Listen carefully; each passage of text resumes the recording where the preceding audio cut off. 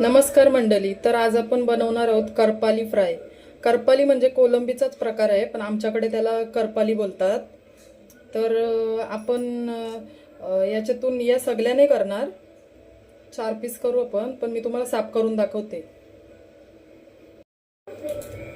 बघा, अशा प्रकारे शेप कापून घेऊ आपण ह्याची, आणि हे पण कापून घेऊ.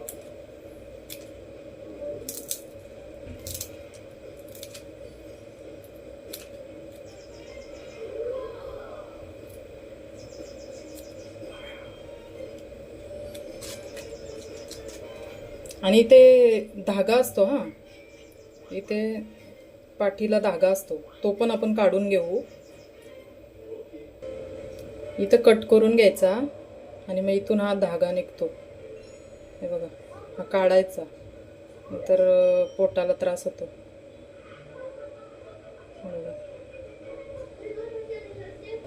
अशा प्रकारे आपण सर्व कोलंब्या साफ करून घेऊ, म्हणजेच करपाली. हे बघा, इकडचा धागा तर निघला, शेप काढल्याबरोबर निघला त्याच्यातला. हे बघा, असं काढून घ्यायचं.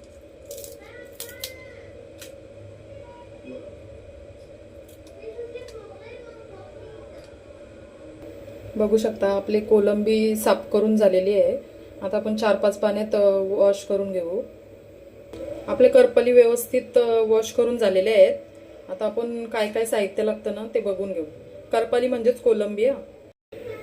हळद, मसाला, मीठ, लिंबू, आला, लसूण, मिरची, धनिया, खोबऱ्याचा वाटण. धनिया काय, कोथिंबीर बोल. फ्रायसाठी लागणारं साहित्य: हळद अर्धा चमचा, मसाला 1 चमचा, मीठ चवीनुसार, अर्धा लिंबू, अर्धा इंच आल्याचा तुकडा, 7 ते 8 पाकल्या लसूण, 1 मिरची, कोथिंबीर आणि सुकं खोबरं भाजून वाटून घेतलेलं आहे.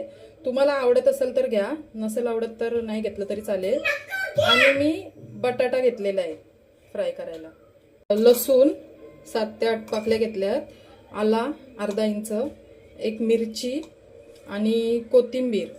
आणि हा जो सुका खोबरा आहे जो वाटून घेतलेला आहे तो पण आपण त्याच्यात फिरवून घेऊ, म्हणजे अजून थोडा बारीक होईल तो. हे मिक्सरला आपण वाटून घेऊ.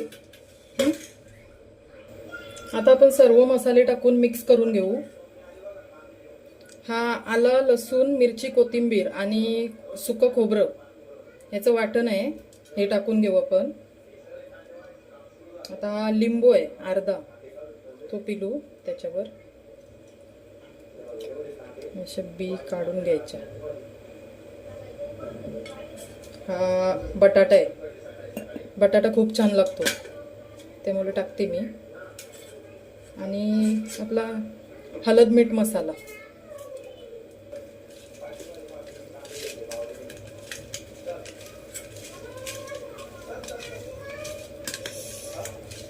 माझं बोट कापलंय ना, त्याच्यामुळे तो मसाला झोंबतोय, म्हणून मी बोट वरतीच ठेवते.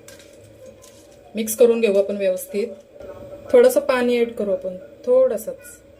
कोलंबी आपली व्यवस्थित मिक्स करून झालेली आहे मसाल्यामध्ये. आता आपण फ्राय करून घेऊ. बघा,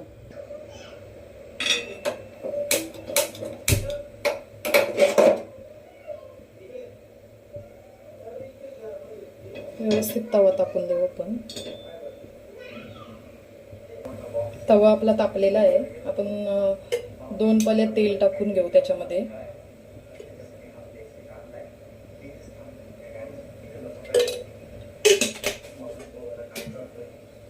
आता आपण कोलंबी टाकून घेऊ त्याच्यात व्यवस्थित.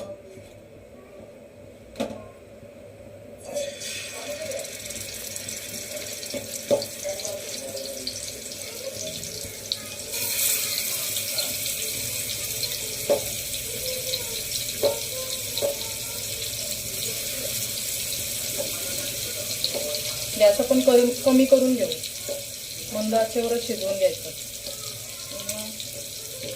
व्यवस्थित शिजतं मग.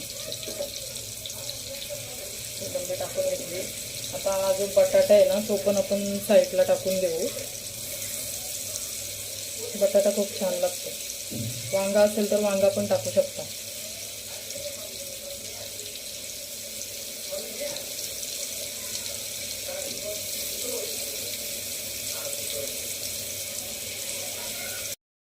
कोलंबी आपण टाकून घेतलेली आहे. आता कोलंबी आतपर्यंत शिजायला पाहिजे म्हणून आपण त्याच्यावर झाकण देऊन 10 मिनिटं शिजवून घेऊ.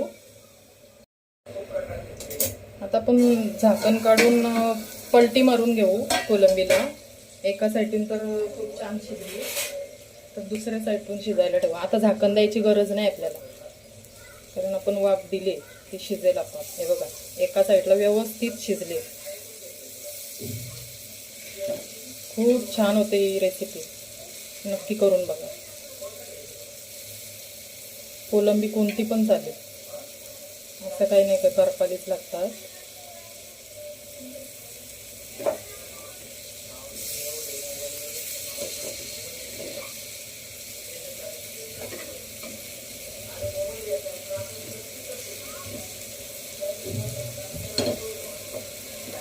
बटाटा पण व्यवस्थित शिजला पाहिजे.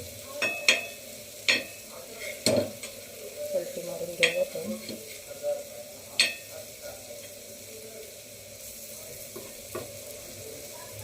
आता आपण एकदम मंद आचेवरच ठेवू, शिजेल त्या असते, काही घाई नाही आपल्याला. व्यवस्थित शिजून द्यायचं बारीक गॅसवरच. गॅस फास्ट ठेवला ना तर ते करपेल पण आणि शिजणार नाही पाहिजे तशी, म्हणून एकदम स्लोच ठेवू. आपली कोलंबी फ्राय तयार आहे, बघू शकता. बटाटा पण किती छान शिजलाय, खूप छान शिजले. गॅस घालवू, मी तुम्हाला ताट दाखवते आमचं आजचं.